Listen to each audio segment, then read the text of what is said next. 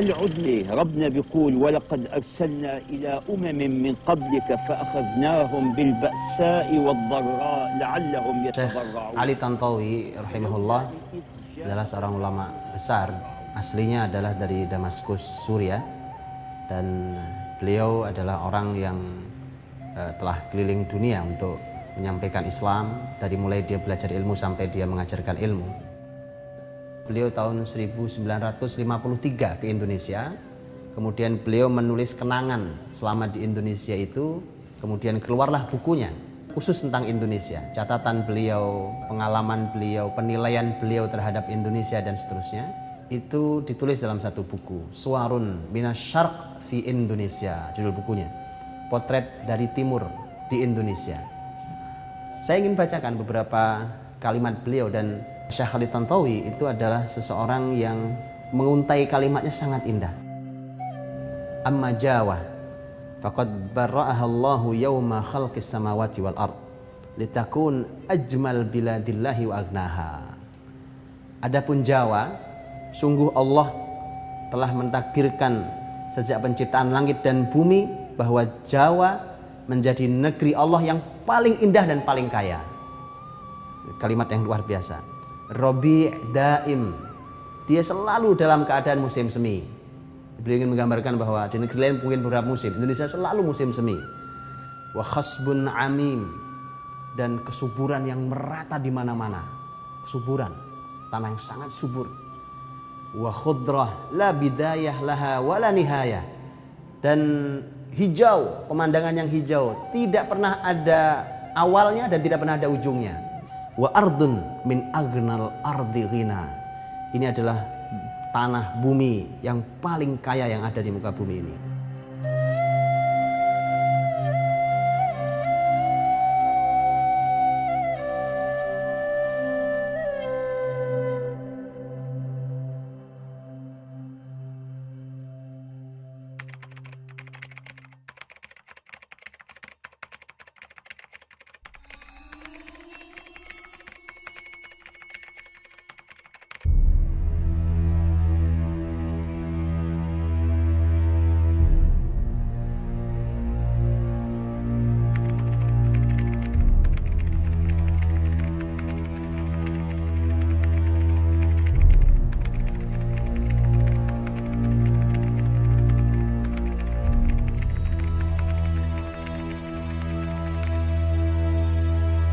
Jawa itu merupakan suatu kepulauan yang unik ya, karena memang Jawa itu di ujung pertemuan lempeng sebenarnya Asia dan lempeng Australia, sehingga mempunyai fenomena yang dinamis. Itu terlihat sekali dengan aktivitas gunung-gunung yang berada di Pulau Jawa.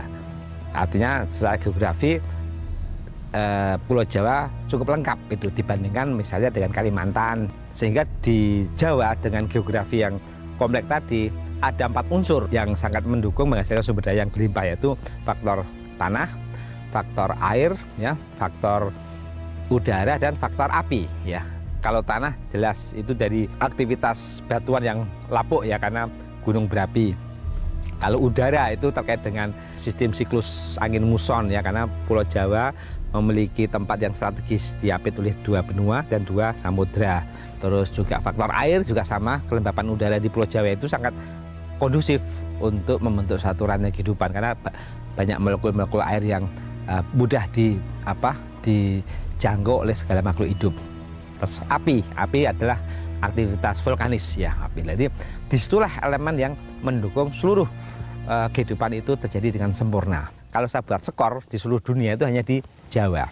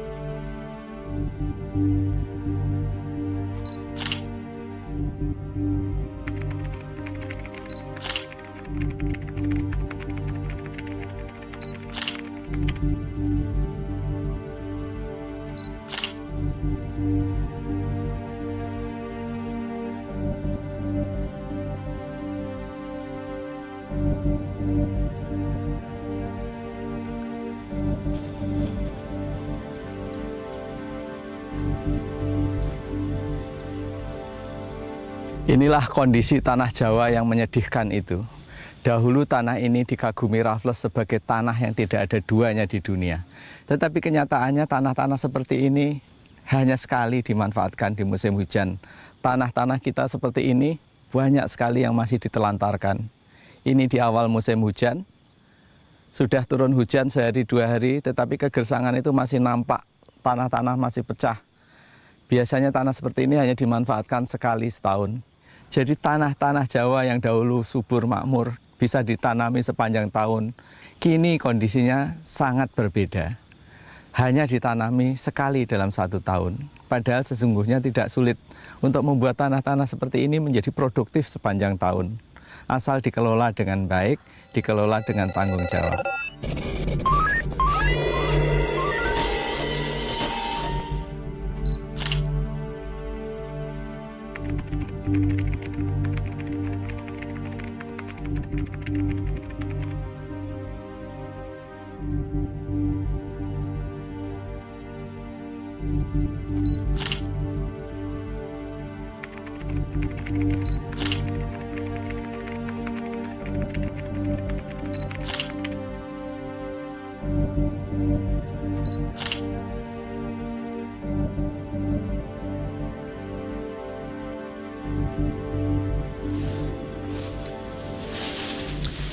Ini adalah bentuk lain dari penelantaran itu.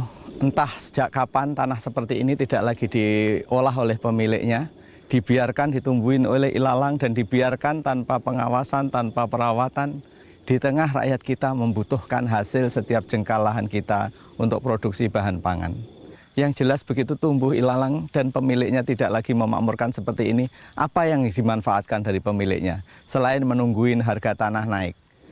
Masalah seperti ini mestinya bisa diatasi bila ada upaya kerja keras dari seluruh pihak untuk bisa mengolah lahan-lahan seperti ini menjadi lahan produktif.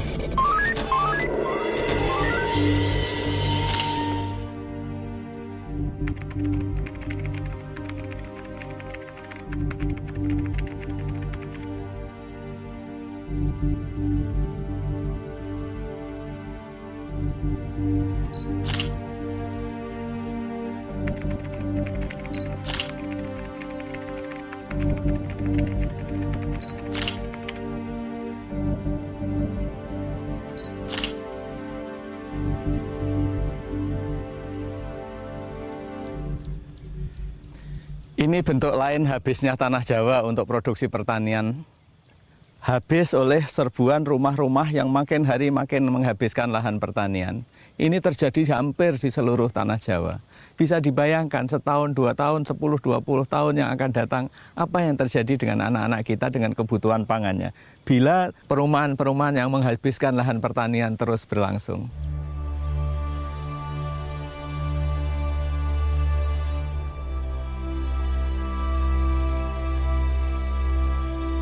Hari ini kalau kita lihat bahwa di Jawa sendiri problem lingkungan sangat-sangat luar biasa. Bagi saya pribadi sangat mengkhawatirkan. Jadi sekarang itu kalau musim kemarau itu jelas banyak sungai yang mengering. Base flow-nya itu saja tidak kelihatan atau air yang paling dangkal pun tidak kelihatan. Itu karena apa? Terjadi suatu defisit air yang luar biasa. Kalau zaman 10 tahun yang lalu mungkin musim kemarau base flow atau air dangkalnya masih ada ya di sungai, tapi sekarang sudah kering kerontang. Jadi kenapa seperti itu? Karena contohnya saja bahwa hutan di Jawa sekarang hanya tinggal 4% dari luas wilayah total di Pulau Jawa. Sebenarnya aturan dari PBB mengatakan bahwa luas tutupan itu minimal 30% dari luas lahan yang ada. Harusnya minimal 30% aja tidak dipenuhi. Dampak-dampak itu sangat multi efek dampaknya. Contohnya seperti terjadinya suatu kekeringan. Jadi terjadi suatu defisit air yang luar biasa juga tiap musim kemarau, tapi sampai hampir 60-70%. Kalau musim kemarau itu selama bertani, kesulitan tani itu ya air. Misalnya nggak ada air, saya tanamin cabai keriting.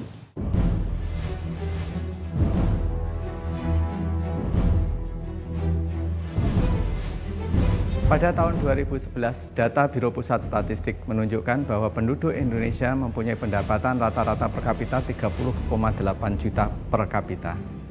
Tetapi penduduk Jawa yang merupakan 57% dari penduduk Indonesia, bila dikeluarkan penduduk Jakarta, ternyata mempunyai pendapatan yang hanya 23, mengapa ini terjadi?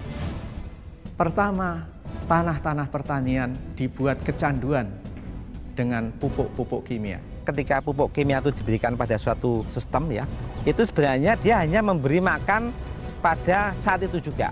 Setelah itu, ekosistem yang ada di sekitarnya akan dibunuh oleh zat-zat kimia tadi yang menghasilkan residu-residunya. Juga tanah nanti dampaknya adalah menjadi tanah yang keras gitu ya. Jadi hujan yang turun itu dia tidak bisa terserap. Dia langsung mengalir kayak tanah yang dipepeng itu karena saking kerasnya gitu. Itulah kondisi tanah yang ada di Pulau Jawa saat ini. Kurang lebih tahun 1994, Ali Tantowi membuat mukaddimah buku ini untuk cetakan yang kedua. Kemudian beliau menulis sebuah kalimat yang saya rasa inilah pelajaran yang mahal saat kita membaca buku kenangan tahun 53 ini. Beliau katakan, laqad tabaddalat Indonesia allati taqra'una anha fi hadzal kitab fahalatil ahwal. Indonesia sudah berubah. Tidak seperti yang Anda baca di buku ini. Ma tabaddalat tabi'atul ard wa la taghayyarat masyahiduha. Sesungguhnya karakter tanahnya tidak berubah. Karakter buminya tidak berubah. Begitu juga pemandangannya sebenarnya tidak berubah. Wala dhahaba dzalikal jamal, dan keindahannya juga tidak pernah berubah, tidak pernah hilang. Alladzi ja'alani aqulu fi na'tih anna Swisra qad intaqalat ila Asia. Membuat saya harus berkata bahwa Swiss telah berpindah ke Asia. Kemudian beliau katakan, fahadha khalqullah. Ini adalah ciptaan Allah. Wa khalqullah baqin ma'adinallah bibaqaih. Ciptaan Allah yang indah ini akan terus abadi asalkan Allah masih menghendaki keabadiannya. La yasil ilaihil fasad, tidak akan pernah rusak. Innama yafsud mamtaddat ilaihi yadul insan. Kalau dia rusak, pasti penyebabnya adalah tangan manusia. Kita mendengarnya seperti sebuah kesedihan, bahwa seperti yang beliau gambarkan bahwa Indonesia berubah, tidak seperti yang saya saksikan saat tahun 53. Tentu kalau beliau datang hari ini dan beliau sudah meninggal, kalau beliau datang hari beliau akan lebih sedih melihat Pulau Jawa. Gunung-gunung yang beliau saksikan tidak lagi sehijau seperti yang digambarkan. Cahaya matahari yang digambarkan tidak mampu menembus dedaunan, tak lagi itu ada di Jawa ini. Sangat sulit mendapatkannya. Hutan-hutan yang sepanjang jalan kereta itu, perjalanan yang paling indah, berbagai negeri seakan pindah di sepanjang perjalanan dari mulai Jakarta hingga Surabaya adalah pemandangan yang sangat mahal. Beliau katakan itu lebih mahal, kata beliau, bahkan dari emas yang dimiliki oleh Jawa.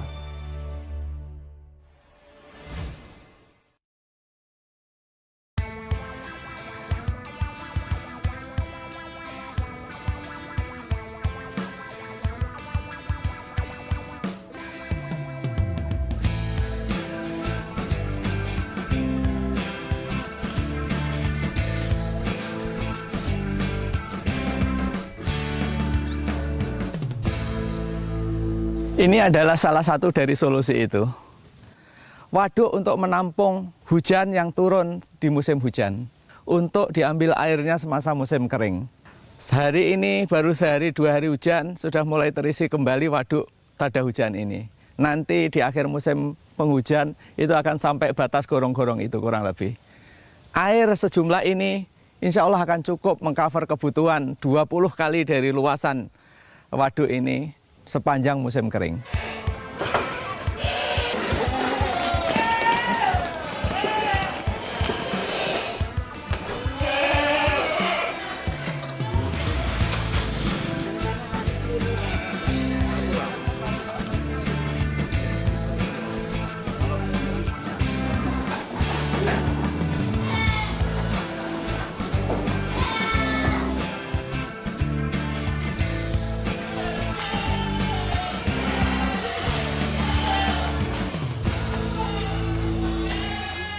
Ini ya Pak yang mulai tumbuh ya? Iya. Kayak gini. Yang ditanam di sana dia tumbuh. Sama di bawah udah itu udah bagus. Selama ini ekonomi kapitalisme yang mendominasi dunia memisah-misah bidang usaha. Pertanian dipisahkan dari peternakan. Akibatnya si petani membutuhkan pabrik pupuk untuk memupuk lahannya. Si peternak membutuhkan pabrik pakan untuk memberi makan ternaknya. Padahal ketika ini kita gabungkan jadi satu, petani ya peternak, peternak ya bertani. Tanah pertanian juga tanah peternakan, tanah peternakan juga tanah pertanian. Maka di situ si petani tidak membutuhkan pabrik pupuk, si peternak tidak lagi membutuhkan pabrik pakan ternak.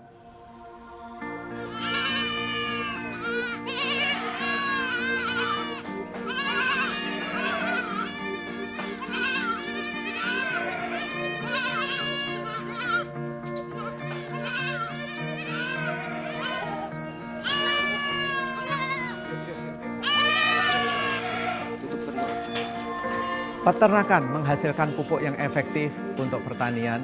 Seluruh limbah pertanian bisa diolah menjadi pakan yang efektif bergizi tinggi bagi ternak. Ini bisa kita kembalikan. Prinsip dasarnya adalah ketika ekosistem berputar, semakin sempurna suatu ekosistem berputar, semakin sedikit resources yang dibutuhkan dari luar ekosistem itu. Maka seperti inilah kita akan memakmurkan tanah Jawa. Dengan menggabungkan keduanya, kita bisa menggantikan dengan tanaman-tanaman yang secara cukup tumbuh di negeri ini yang disuburkan dengan pupuk-pupuk organik yang terbangun dari sistem peternakan yang terpadu dengan sistem pertanian. Ini adalah kegiatan PT Alfalfa Alam Jaya Persada. Di sini ada pertanian alfalfa. Ini ada tanaman alfalfa yang sudah keluar bijinya ya. Jadi tanaman alfalfa ini kami sudah kembangkan sekitar 10 tahun yang lalu. Terus nanti di sini ada peternakan kambing, ayam, lele itu 100% menggunakan pakan organik ya. Jadi seluruhnya nanti Bapak akan lihat pakan limbah semuanya. Jadi ada jerami sekarang yang itu tidak ada harganya, itu saya create jadi makanan yang bergizi ya. Mengapa alfalfa itu menjadi tanaman unggul? Kan disitulah terdapat suatu mikrobioter yang berkolaborasi atau bersimbiosis dengan akarnya tadi ya, mikrobioter alfalfa. Jadi akar alfalfa itu ada jenis kacang-kacangan, di situ ada bindil-bindilnya. Bindil rhizobium. Nah, bindil-bindil itulah sebenarnya berkolaborasi dengan mikrobioter alfalfa. Dengan penemuan ini kita bisa meng-create segala macam usaha perbaikan atau recovery itu dari segala bidang ya. Sehingga bicaranya adalah bicara ekonomi kerakyatan yang itu menyeluruh. Dia bisa mandiri pakan, mandiri pangan, mandiri energi. Ini sebenarnya konsep ini yang akan kita kembangkan dari bawah. Dan itu bisa dilakukan oleh masyarakat. Kapan? Hari ini pun bisa. Kotoran di farm kita ini dimaksimalkan untuk beberapa jenis tanaman. Istilahnya kita di sini pabrik pupuk Pak di sini. Kotoran dari kandang kambing yang orang melihat katanya istilahnya susah diurai, panas istilahnya. Di sini kita olah dengan teknologi yang ada menjadi pupuk atau kompos yang sangat bermanfaat bagi tanaman.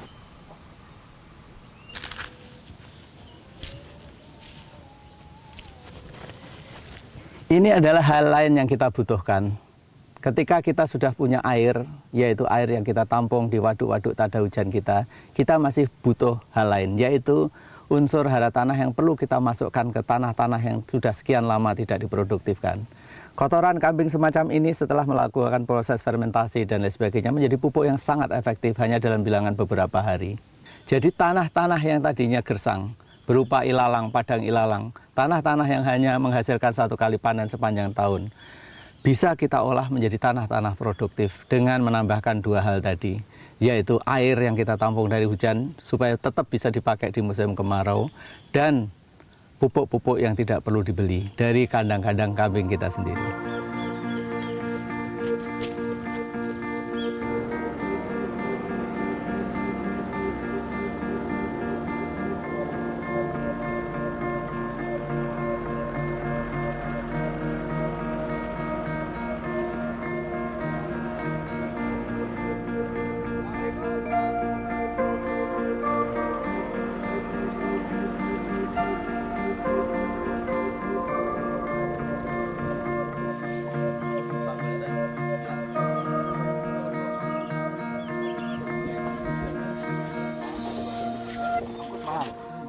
sudah merasakan macetnya kan semalam? Iya.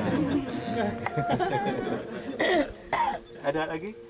Pak, kalau ya. itu mungkin karena pengetahuan saya sama tanaman masih minim sekali ya Pak ya. Saya lihat kan di sini ada paling depan ini tanaman ini, tengahnya tanaman ini, belakangnya kayak tumpang sari kali ya. Nah itu ada kriteria nggak sih misalkan yang harus dekat jalanan tanamannya seperti ini atau yang paling belakang tanamannya ini, tengah-tengah tanamannya ini? Ya. Pertanyaan yang cerdas dari orang yang ngaku nggak tahu tanaman itu. Ini windbreaker Mbak. Ini penahan angin ini. Iya. Windbreaker, lihat modelnya rapat, ya. Dan ini lembah sehingga angin itu ditahan, kecepatannya dikurangi, tidak masuk ke dalam, gitu-gitu. Iya, satu windbreaker.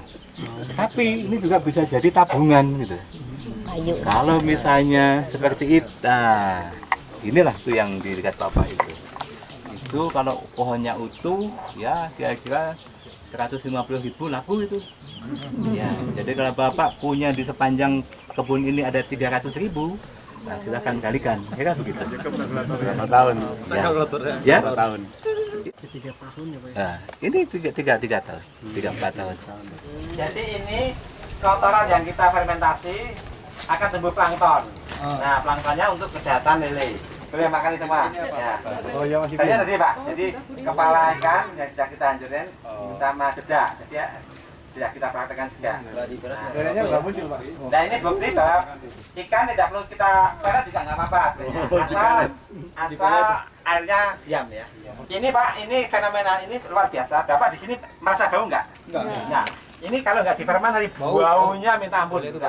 Makanya konsep kita membuat KKP itu adalah supaya pencapaian klaster-klaster kita itu besar. Ketika klaster-klaster kita besar, banyak di seluruh Jawa, misalnya kan masing-masing peternakan punya klaster kita sendiri, ini punya sendiri sehingga pasar itu muter di antara kita. Iya, benar. Kayak Pak Nugroho dengan ini kan masalah mensupport ya. Ya, kayak gitu. Jadi restorasi kemakmuran Jawa yang kita tuangkan dalam bentuk Green Jawa Project, intinya adalah kembali memakmurkan Jawa sebagai lumbung pangan nasional. Tanah-tanah Jawa yang kekeringan, yang sekarang masih dibiarkan terlantar dalam bentuk tanah-tanah yang gersang ataupun tanah yang merupakan belantara, harus dikembalikan fungsinya menjadi tanah-tanah yang makmur, yang bisa dimakmurkan kembali dalam bentuk tanaman-tanaman perkebunan dan tanaman-tanaman pertanian. Ini adalah rencana di kita di seluruh Jawa. Ini adalah Jonggol, ini Candi Sewu, kemudian ini Klakah, dan ini adalah di Kabupaten Indramayu. Ini yang saat ini sedang kita siapkan untuk menjadi sesuatu yang kita kerjakan insya Allah dengan kekuatan silaturahim. Green Jawa Project ini bukan hanya untuk Jawa. Green Jawa Project adalah titik awalnya saja Jawa. Selama ini kita terlalu luas garapan kita dari Sabang sampai Merauke. Bukannya tidak penting, semuanya penting. Tetapi untuk mempunyai hasil yang optimal, kita harus memfokuskan kegiatan mulai dari yang paling efektif. Kalau kita bisa menggarap lahan yang luasnya hanya 6,5% dari Indonesia, tapi dampaknya bisa memakmurkan 57% penduduk Indonesia. Mengapa tidak kita mulai dengan tanah yang sempit ini, tanah yang 6,5% yang bernama Jawa ini? Dana masyarakat ada, tersimpan dalam bank-bank secara cukup. Lahannya ada, sangat banyak lahan yang masih terlantar. Bahkan di tanah-tanah perkebunan yang sudah ditanami tanaman perkebunan pun masih bisa diisi dengan tanaman-tanaman sela yang bisa memakmurkan. Intinya adalah bila 6,5% lahan yang ada di Jawa ini bisa dioptimalkan, maka di situ 57% penduduk Indonesia bisa makmur.